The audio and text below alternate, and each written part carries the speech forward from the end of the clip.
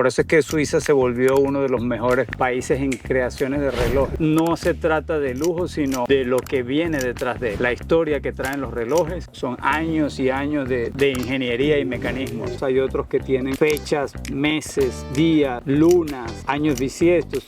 Sabía identificar un original a una copia.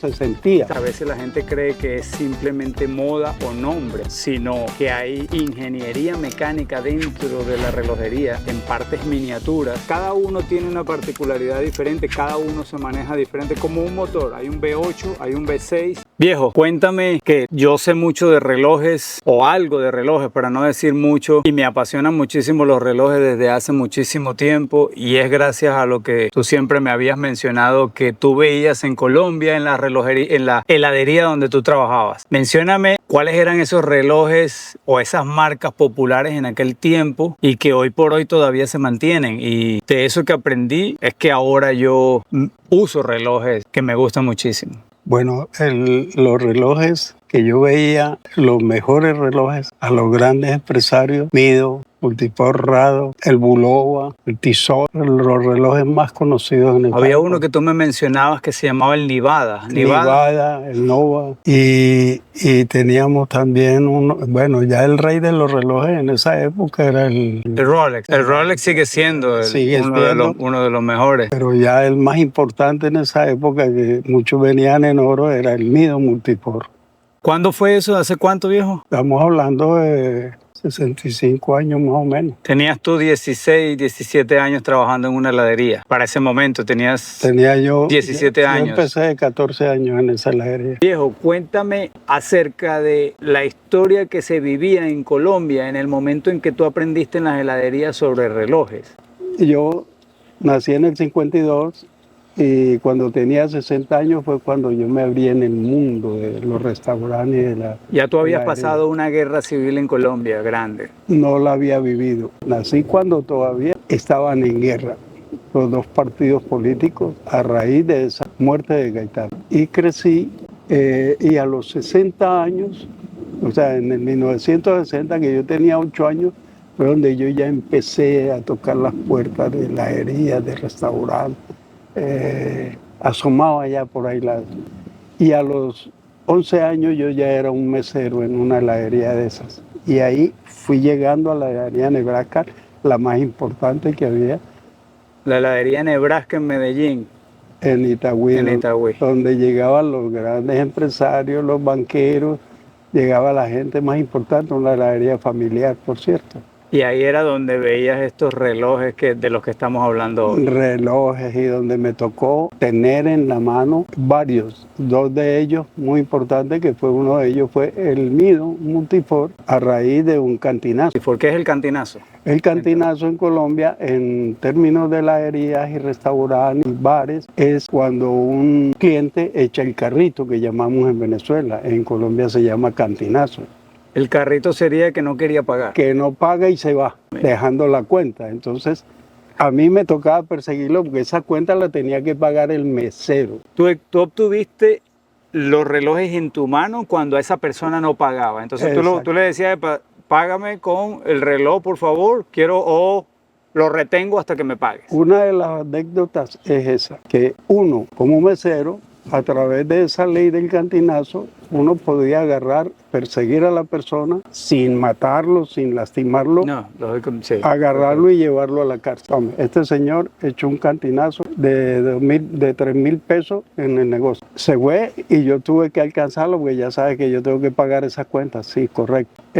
¿No tienes con qué pagar la cuenta?, le decía el comisario. No tengo. ¿Y por qué echó el carrito? Porque no tenía, y bueno, pensé que los compañeros iban a pagar, que ellos me invitaron y me dejaron embarcado. Bueno, hay que pagarle esa cuenta al hombre. ¿Qué garantía le da? ¿Tienes algo de valor ahí?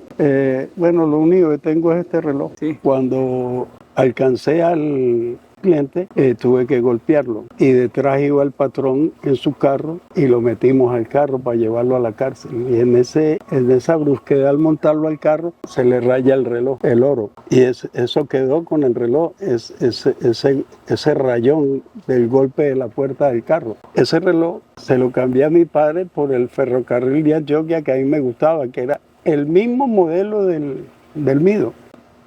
Pero solo una edición especial del ferrocarril de Del Antioquia. ferrocarril, eso salió, lo mandó con el presidente Rojas Pinilla, el dictador, fue el que mandó a hacer ese reloj a Suiza. ¿Y no sabe con qué compañía lo hizo? No recuerdo. El logo del reloj era una locomotora del ferrocarril en oro. Ahí veía usted la locomotora. Y el reloj igualito al Mido. Y mi papá se enamoró del Mido, era oro de 18 quilates. O si era porque cuando se raspó se dio cuenta que no peló ni nada. Nada. Ahí quedó el boquete del golpe del carro, la puerta del carro, porque le dañamos la mano con... Y cuando él le dijo al comisario, y lo único que tengo es este reloj, y bueno, entonces entrégueselo y dígale cuándo va a buscarlo. Me dijo que en 15 días iba a buscarlo. Y no llegaba. Y yo pues lo cambié con mi papá y me quedé con el ferrocarril. Cuando un día llegó el tipo, mira mi reloj, y le dije, ya pasó el tiempo, ya son 6 meses, ¿entiendes? Y no te vas a meter en buste que me lo robaron. Se enamoró mi papá de él y se lo cambié por este. Sí, pero este reloj es más que el Mido. Este reloj es oro. Esto es acero enchapado en oro, pero esto es oro. Perfecto. El conocimiento mío de los relojes empieza desde muy joven a través de mi hermano mayor. Mi hermano mayor era un comerciante en la zona. Fue uno de los que me llevó a la mesonería, a trabajar en esos negocios, porque ya él trabajaba en eso. Él comercializaba con joyas. A él le ofrecían un reloj, una cadena, y bueno, te vendo este reloj. ¿Cuánto me das por él? ¿No? ¿Cuánto me lo vende? Que vale 10,000 pesos. ¿No? Yo te doy 2,000.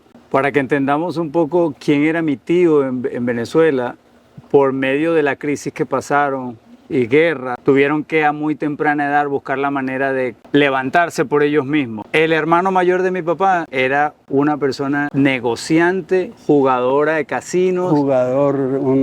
Y hacía todo este tipo de trueques y cambios. Y ahí fue donde él empezó a adquirir relojes por todo esto que le tocaba hacer, ¿no? En los casinos también jugar, apostar. Apostar y una de las apuestas, quien se le terminó el efectivo era, bueno, ¿cuánto vale esta apuesta?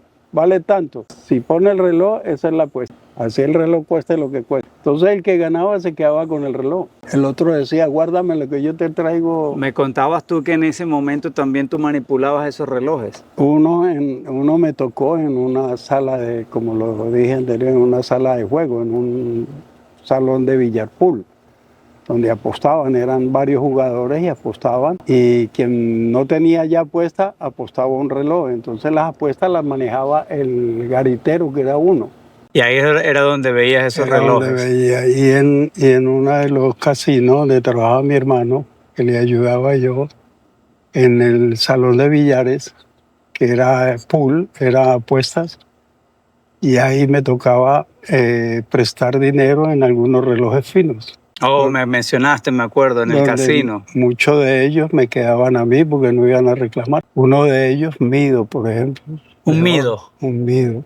Oh, eso no lo había escuchado. Un rado de 25 rubíes. Eran automáticos en esa época. Y bueno, el mejor que tuve fue un ferrocarril de Antioquia, que era de mi padre. Me acuerdo que me mencionaste. ¿El ferrocarril era de qué marca? Era un ferrocarril de Antioquia. Así se llamaba. Los suizos mandado a hacer por uno de los presidentes de Colombia en conmemoración a la inauguración del ferrocarril de Antioquia en Colombia. Oh, interesantísimo. Y ese es un reloj que venía, el primero vino de bolsillo, con su cadenita de oro y todo. Y mi padre fue uno automático. Para el siglo XIII y XIV empezaron a salir los relojes en las iglesias. Y así fue como la mecánica empezó a originarse para las iglesias y sonaban con campanadas cada cierta hora.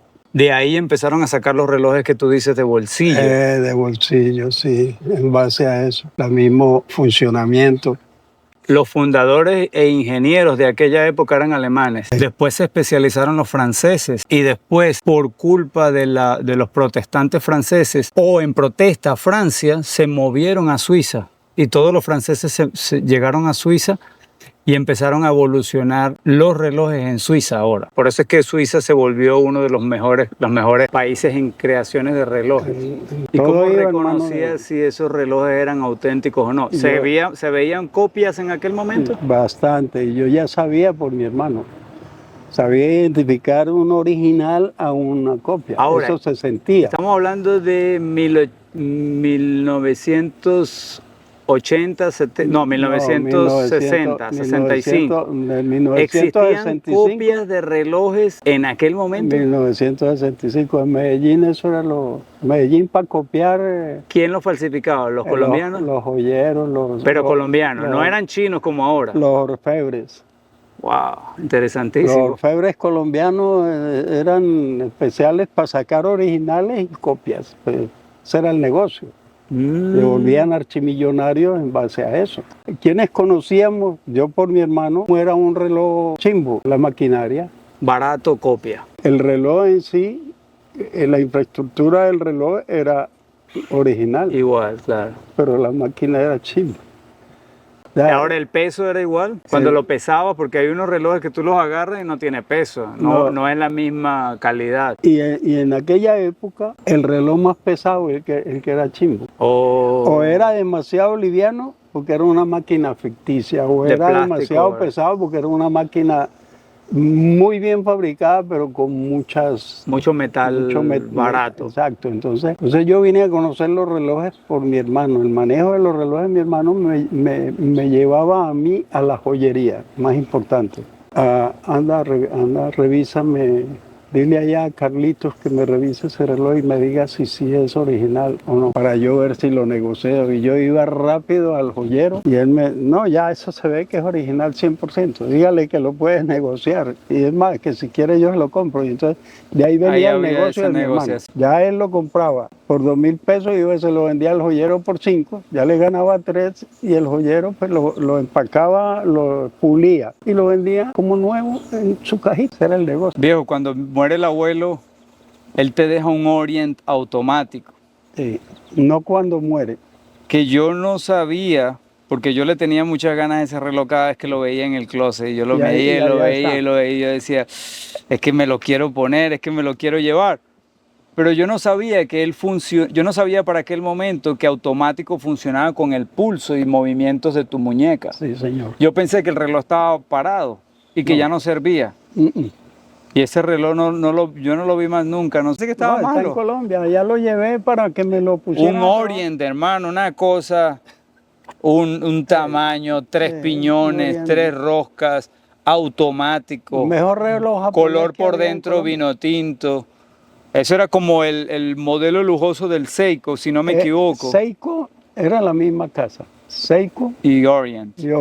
Y habían tiendas exclusivas Orient Seiko. El logotipo del aviso era Seiko, de la empresa, la joyería. Pero solo vendía Seiko y Orient. Ahora, ¿qué pasa con los relojes? Todos los relojes automáticos, usted los guarda y a las 24 horas se para. Porque ellos tienen funcionamiento de 24 horas en la mano. Y ellos te trabajan 24 horas afuera. Pero si pasa de 24 horas, ya usted cuando lo agarra... Si no siente movimiento y pulso, para. Porque no tiene el pulso.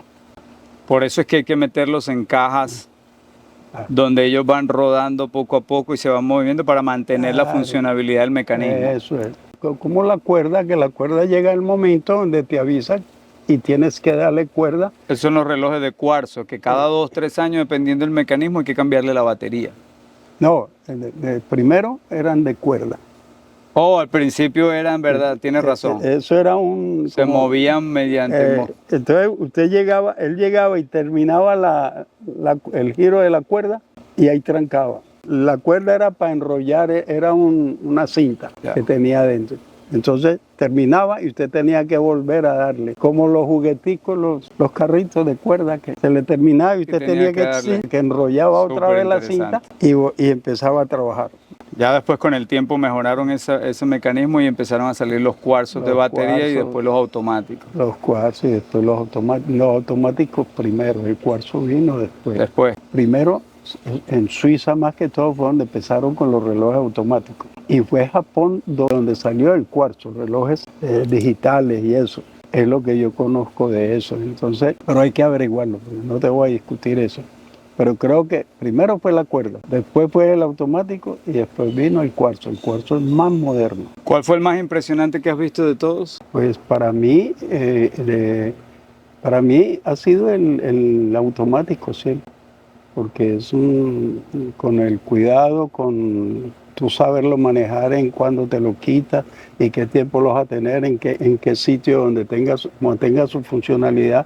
Es muy perfecto el movimiento, no hay fallo. Y bueno, la tecnología del cuarzo, pero si llega el momento que se le vence la batería y usted no la cambia, también viene fallando el funcionamiento de los digitales. Perfecto. Pero lo más efectivo, a mí me gustó mucho el automático, es por eso. Sépalo manejar, sépalo dónde lo ubica, como dices tú, en cajas donde mantiene su El reloj funcionalidad. automático es más caro que el reloj de cuarzo y de batería. Perfecto. Y duran muchísimo más. Pues te puede durar todos los años que sea, pero siempre en funcionamiento. No tenerlos archivados, porque si no lo lubricas, si no le hacen mantenimiento, que hay que tener cuidado en qué joyería y dónde le vas a hacer mantenimiento. Claro, sí. O si lo haces tú y tienes tus equipos, tus accesorios, que es en el sellado, al quitarle la tapa y volverla a poner, porque de ahí viene el que le entra la humedad y se estropeó el reloj, ahí se terminó la tecnología. Y hay joyerías y relojeros e ingenieros especializados en diferentes modelos de relojes, porque no todos se abren igual, no todos se cierran igual y no todos se le cambia la batería igual.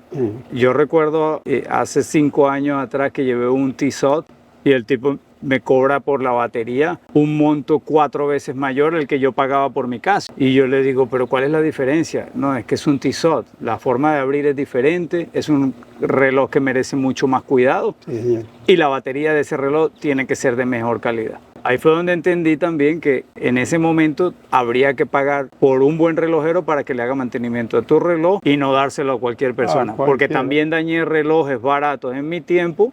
Barato me refiero a un Casio, que era en aquellos momentos lo que más se usaba en Venezuela, por estar llevándolo a lugares donde no lo sellaron bien, no le pusieron la goma bien y le entró agua. El mecanismo de los relojes, hay diferentes mecanismos de relojes que son el calendario perpetuo, un cronógrafo y cuarzo, que fueron los asiáticos. Primero fueron los suizos y después los asiáticos que mejoraron el cuarzo. Por eso hubo una gran ausencia de cuarzo en Suiza, porque los japoneses lograron realizar el cuarzo o mejorar el cuarzo en Japón con Citizen, Seiko, Casio, que son de los mejores en ese continente. ¿Qué otra marca de relojes? Es lo que más recuerdo, el Tissot, que ya eran relojes de tercera. Tissot siguen siendo buenos ahorita. El Nova, el Bulova. Me mencionaste el Omega también, para aquel tiempo eran las mejores compañías de relojes. Pontiac, que es una marca de carro también. Oh, me habías mencionado, Pontiac. Lo estuvimos buscando hace tiempo, ¿no? Un gran reloj de paso. Venía en un modelo muy bello, muy ejecutivo. Sí. Estuve viendo que la perfección en un reloj en automático se debe muchísimo a la cantidad de rubíes que lleva el reloj. Esto hizo que la lubricación de los relojes no perdiera desgaste y por ende el reloj tuviera una precisión exacta. Estaba también viendo que una de las ingenierías más complejas las hizo Patek Philippe, fue el que creó la relojería, creó el calendario perpetuo con año bisiesto y que al mismo tiempo tiene corrección automática hasta el año 2100. Ese reloj costó en una subasta $31 millones. Ese reloj tiene 20 complicaciones que ningún reloj tiene. Tiene alarma con los tipos de luna que existe. Es una ingeniería única. Y es lo bonito de este tipo de relojes, que a veces la gente cree que es simplemente moda o nombre, sino que hay ingeniería mecánica dentro de la relojería en partes miniaturas, casi a nivel de un motor de un auto, y que la gente no entiende. Este reloj lo puedes ver por su carátula de frente y cuando lo volteas puedes ver también que tiene lo mismo por el otro lado. O sea, puedes verlo por los dos lados el reloj. Era hecho en aquel tiempo de acero inoxidable, cosa que Patek Philippe no hacía esa marca, ese modelo de relojes, y por eso sacaron ese reloj, un solo reloj de ellos solo para la subasta. Por eso es que es uno de los relojes más caros del mundo, o el más más caro del mundo, con 31 millones de dólares lo vendieron en una subasta. Es de las ingenierías más grandes que se ha hecho en relojería. Este, que es un Bulova, es un reloj japonés que pareciera que fuera suizo, pero no es suizo. Tiene 21 rubíes, uno de los más exactos que ha creado Citizen, de la ingeniería Miyota. Los Miyota construyen maquinarias de relojes para diferentes compañías de relojería. Entonces ellos tienen este tipo de maquinarias y son muy precisas en Japón.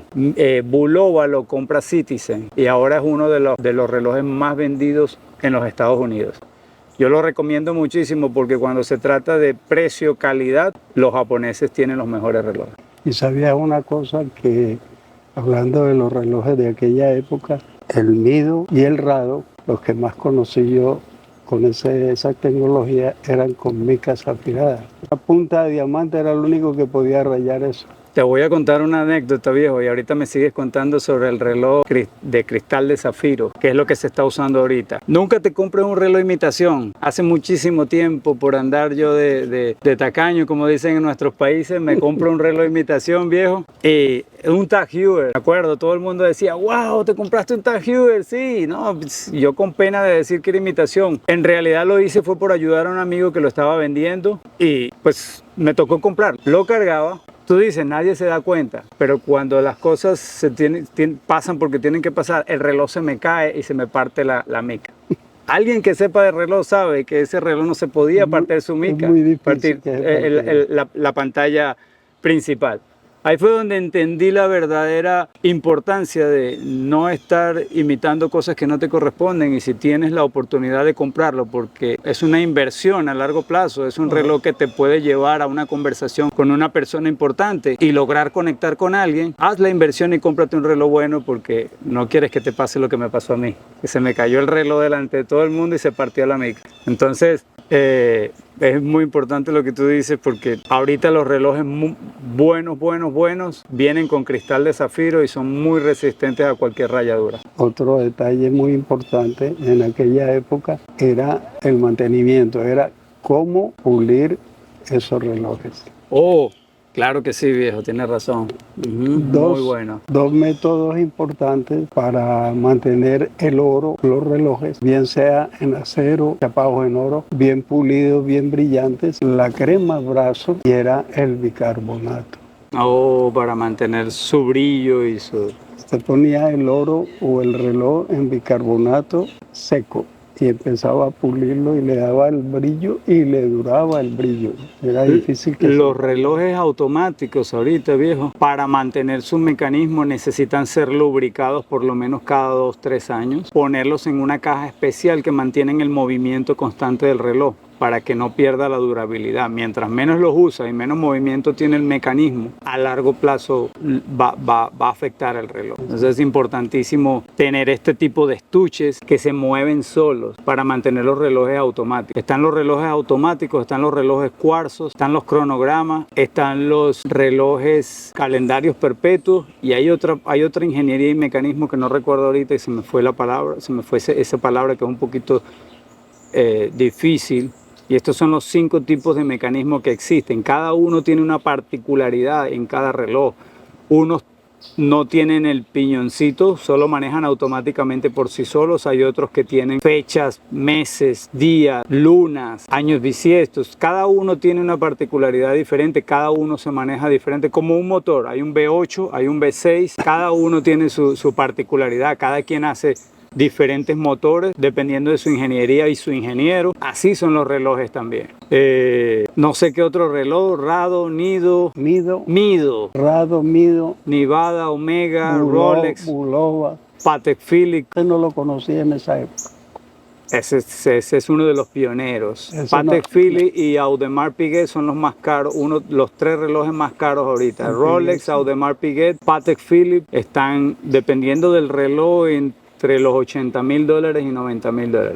Hay relojes de $10,000 Patek Philippe, hay relojes de $80,000 Patek Philippe, hay Rolex de $10,000, hay Rolex de $80,000, $90,000. Dependiendo de la complejidad de su ingeniería, es que valen los relojes. Hay unos que tienen oro, hay otros que tienen cristal de zafiro, siempre dependiendo del material y con que se haga el reloj. Bueno, hoy hablamos de la importancia de los relojes y no solamente es lujo. Recuerda, detrás de todo esto hay pasión, ingeniería a mano, ingeniería donde se involucran mucho mecanismo avanzado que a esta época ya casi ni se ven, pero mantienen en el tiempo su prestigio, su complejidad. Y eso los hace únicos y te da un estatus diferente a la hora de conversar con otras personas, porque no se trata de lujo, sino de lo que viene detrás de la historia que traen los relojes. Muchos de ellos son años y años de ingeniería y mecanismos.